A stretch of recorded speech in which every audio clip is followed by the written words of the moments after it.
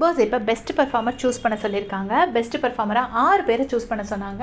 அந்த எல்லாரும் வந்து அவங்களுக்கு தெரிஞ்ச பேரை சொல்லிட்டு போகிறாங்க. அதில் மேக்ஸிமம் எல்லாரும் யார் பேரை சொல்லியிருக்காங்கன்னா, விக்ரம், அப்புறம் கனியக்கா, பிரஜன், சாண்ட்ரா, அப்புறம் அரோரா, சபரி, இவங்க 6 பேரும் டாப்பில் வராங்க. அது போகவும் யார் பேரெல்லாம் வந்திருக்குன்னு பார்த்தீங்கன்னா, பார்வதி பேர் வந்திருக்கு, கமருதீன் பேர் வந்திருக்கு, வியானா பேர் 1-2 பேர் சொல்லியிருக்காங்க, வினோத் அண்ணா பேர் கமருதீன் சொல்லியிருப்பாங்க, பார்வதி சொல்லியிருப்பாங்க, அப்புறம் இப்படி ரம்யா பேர் ஒரு 2 பேர் சொல்லியிருப்பாங்க. இப்படி எல்லார் பேரும் வந்திருக்கு. கனியக்கா மட்டும்தான் திவ்யாவோட பேரை சொல்லியிருக்கிறாங்க. ஸோ என்ன அப்படின்னு பார்த்தீங்கன்னா, திவ்யா வந்து இந்த கனகாம்பாள் ரோலில் அந்த ஃபுல் மேக்கப்போட எப்பயுமே நின்றுருப்பாங்க. நைட்டெல்லாம் முழிச்சு உட்காந்துருப்பாங்க, குக்கிங் பண்ணியிருப்பாங்க. நைட்டு ஃபுல்லாக எடுக்காமல் இருந்ததா சாண்ட்ரா வந்து எப்பவும் தூக்கிட்டு போயிருப்பாங்க. கண்டிப்பாக பிரஜனனா நல்ல வேலை பார்த்தாங்க, விக்ரம் நல்ல வேலை பார்த்தாங்க, சுபிக்ஷா நல்லா பார்த்தாங்க. அதெல்லாம் யாருமே இல்லைன்னு சொல்லலை. இவங்க எல்லாருமே நல்லா பண்ணாங்க. கூடவே திவ்யாவும் நல்லா பண்ணாங்க. பட் அவங்க பேரை சொல்கிறதுக்கு யாருக்குமே மனசு வரல. என்னை பொறுத்தளவில் அந்த கேரக்டர்லேயே வாழ்ந்தது அப்படின்னு சொன்னீங்கன்னா, நான் சத்தியமாக த்ரூ அவுட் த வீக் நான் பார்த்ததில் எனக்கு வந்து கனியக்காவோட பிஹேவியர் ரொம்ப பிடிச்சிருந்தது. அது நிறைய பேர் மென்ஷன் பண்ணாங்க. ஏன்னா ஒரு காஃபி கொண்டுறதுனா கூட ஸ்லோவாக தான் கொண்டு வந்தாங்க அப்படின்னு சொன்னாங்க. நிஜமாவே உண்மை, ரொம்ப சூப்பராக பண்ணாங்க. அதே மாதிரி துரை, எனக்கு தெரிஞ்ச அவரும் வந்து எப்பயுமே ஃபுல்லாக அந்த மாடுலேஷன்லேயே தான் பேசிகிட்டு இருந்தார். பிரஜனனா பெருசாக வாய்ஸ் எடுக்கலை, பட் சின்சியாரிட்டி, ஒர்க்கில் சின்சியாரிட்டி ரொம்ப கரெக்டாக காமிச்சிருந்தாங்க. சுபிக்ஷா வந்து எப்பயுமே நம்ம எதுவுமே பாயிண்ட் அவுட் பண்ணுற மாதிரியே வச்சுக்க மாட்டாங்க.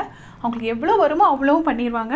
அதே மாதிரி தான் திவ்யாவும் எல்லாம் பண்ணாங்க. பட் திவ்யா பேரை யாருக்குமே சொல்கிறதுக்கு வாயிலே வரல.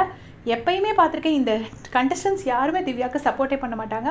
ஃபஸ்ட்டு வீக் வந்து அவங்க தான் வந்து அவ்வளோ நாள் இவங்க எல்லாருமே வந்து பாரு எல்லா கேப்டன்சி மீட்டிங்கையும் இது பண்ணப்போ திவ்யா மட்டும்தான் திவ்யா உள்ளே வந்ததுக்கப்புறம் தான் அந்த கேப்டன்சி மீட்டிங் அமைதியாகவே நடந்துச்சு. அப்படி இருந்தும் திவ்யாவை எல்லாரும் மேனேஜர் ரோல்லேருந்து எடுத்தாங்க.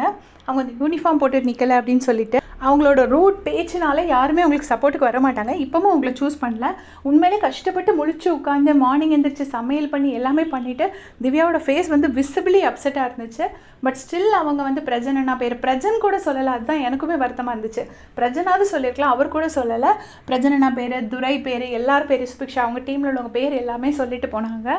ஸோ இப்போ 6 பெஸ்ட் பெர்ஃபார்மர் போக மிச்சம் இருக்கிற ஒஸ்ட் பெர்ஃபார்மர்ஸில் என்ன சொல்லியிருக்காங்க அப்படின்னு பார்த்தீங்கன்னா, இது ஒரு ஸ்லேட் கொடுத்துருக்காங்க. அந்த ஸ்லேட்டில் அவங்க என்ன ரீசன்னால ஒஸ்ட் பெர்ஃபார்மர் வாங்கினாங்கிறத அவங்களே எழுதிட்டு கழுத்தில் மாட்டிக்கணும் அப்படின்னு சொல்லிட்டு பிக் பாஸ் ஒரு அனௌன்ஸ்மெண்ட் கொடுத்துருக்காரு. ஸோ இதனால தான் அவங்க சொல்லியிருக்காங்க, கனியக்கா தவிர அது எல்லாருமே பயாஸ்டாக தான் இருந்தீங்க அப்படின்னு சொல்லியிருக்காங்க. சத்தியமாக பிரஜன், விக்ரமெல்லாம் பிரஜனெல்லாம் அவங்க சொல்லியிருப்பாங்க, நீங்கள் வந்து போய் தூங்க போங்க நான் பார்த்துக்கிறேன்லாம் சொல்லியிருப்பாங்க. பட் ஸ்டில் ஒருத்தர் கூட சொல்லலைங்கும் போது ரொம்பவே கஷ்டமாக இருக்கும். அதுதான் போட்டிருக்காங்க. கனகாம்பாள் தூங்கியிருந்தால் தெரிஞ்சிருக்கும். அப்புறம் அந்த ஃபன் பண்ணியிருப்பாங்க. அந்த மேக்கப்பே கொஞ்சம் கஷ்டமான மேக்கப் தான். அதை ஃபுல்லாக போட்டுட்டு இருந்தோம், எந்த யூஸும் இல்லாமல் போச்சு. உங்களுடைய கமெண்ட்ஸ்